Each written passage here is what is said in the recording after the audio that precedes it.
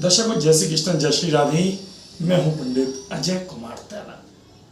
दर्शकों, हमारा विशेष कार्यक्रम पितृपक्ष, कैसे करें अपने पितरों को खुश।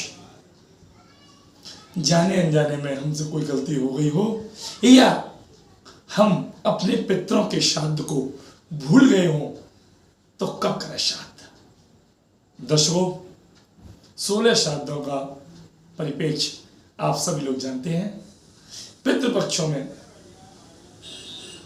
पूर्णमासी से लेकर और अमावस्या तक 16 श्राद्ध माने गए हैं, परंतु धर्मशास्त्र में पूर्णमासी का जो श्राद्ध होता है वह श्राद्ध वृत्तिपात तिथि में किया जाता है। दर्शकों, हमने इससे पहले भी एक वीडियो बनाया था, उसमें जो पूर्णिमा के श्राद्ध हैं उनको वृत्तिपात तिथि में करने के उपाय भी बताए थे, क्योंकि वृत्तिपात तिथि में दोज, पंचमी, अष्टमी, द्वादशी या अमावस्या की तिथि के दिन पूर्णमासी का श्राद्ध कर सकते हैं।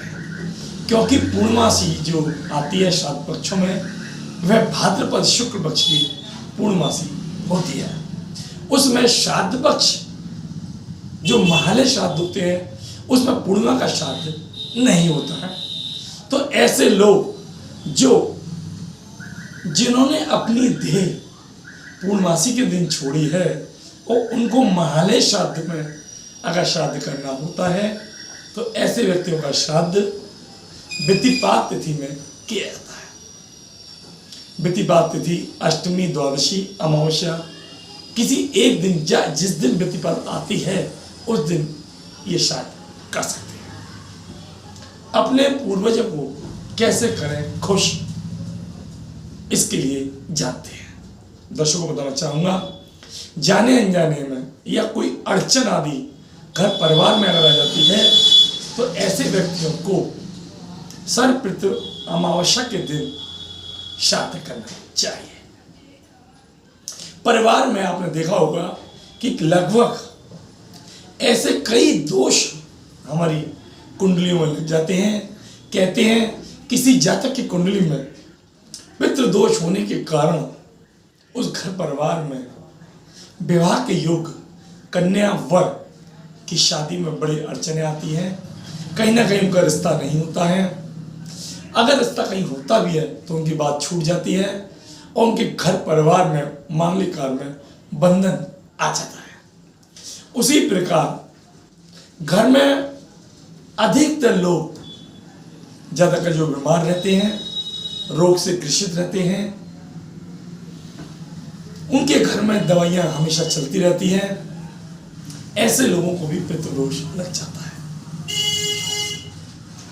ऐसे लोग जिनके घर में कोर्ट कचहरी के मामले कई बार आ जाते हैं, जिन पर बिना कोई अपराध किए हुए उन पर दोष लग जाता है, वह भी पितृदोष के अंतर्गत आता है। ऐसे लोग जिनके घर परिवार में हमेशा दरिद्रता रहती है, काफी मेहनत करने के बाद भी उनको धन की प्राप्ति नहीं होती है, अचानक कहीं से धन प्राप्त होता है तो खर्चे का भार इतना बड़ा हो जाता है कि कहीं से पैसा आया और इधर आके निकल जाता है। ऐसा पैसा घर में रुकता नहीं है। तो ये श्राद्ध पक्ष आते हैं, इसमें सबसे बड़ी जो अमावस्या आती है दर्शकों, वह आती है सर्वपितृ अमावस्या।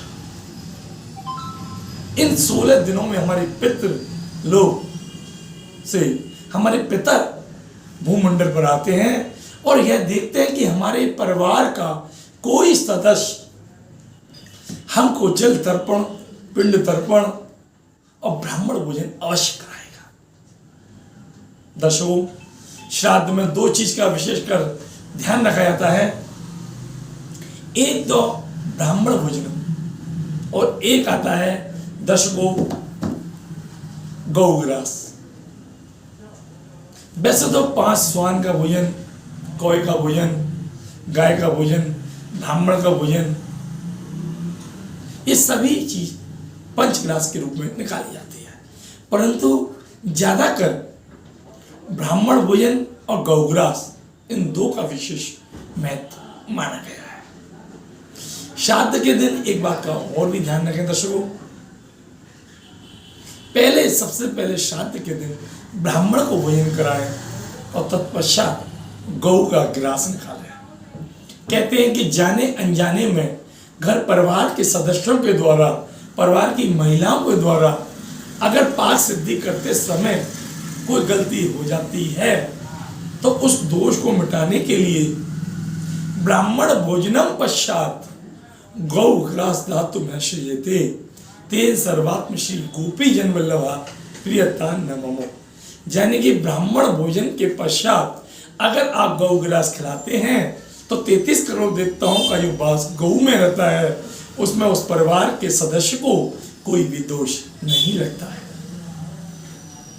अगर आप पहले गौ ग्रास दे देते हैं और बाद में ब्राह्मण भोजन कराते हैं तो जाने अनजाने में जब कभी पाक सिद्धि में कोई कंकड़ आदि आ जाता है तो गौ तो उस ग्रास को खा जाएगी, पर ब्राह्मण जब भोजन करेगा और उसके दांत के नीचे कोई किरकिरापन आएगा तो ब्राह्मण संकोच के कारण आपके परिवार में उस बात को नहीं कह सकता है, परंतु जब घर से बाहर जाता है तब आपके मन में इस भाव रखता है कि फलाने के घर में हमने भोजन करे, उनके भोजन अशुद्ध था, भोजन सही नहीं था, भोजन सही नहीं बना था, उसमें कंकड़ था आदि था, भोजन में मजा नहीं आया और उनको बदुआ देता है।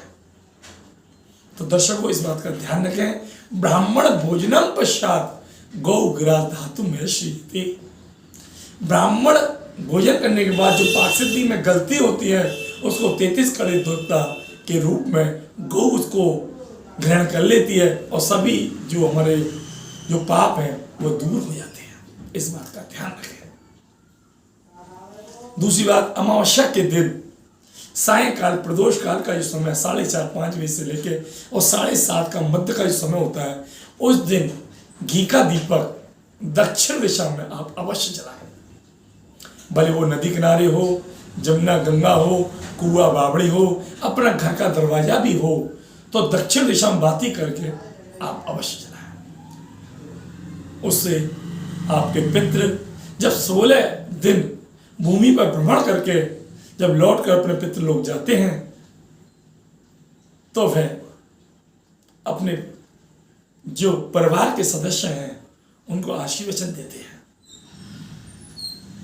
इस भाव के कारण इस महत्व को किया जाता है। जाने अनजाने में जो अब के 6 अक्टूबर को अमावस्या पड़ रही है उसमें आप जाने अनजाने में कोई भी गलती हुई उसके निमित्त एक ब्राह्मण भोजन आप इन महालय श्राद्ध में आप अवश्य खाएं, जिससे भूले बिसरे भी अगर कोई पितृ आपके होंगे तो उस भोजन को अवश्य करें।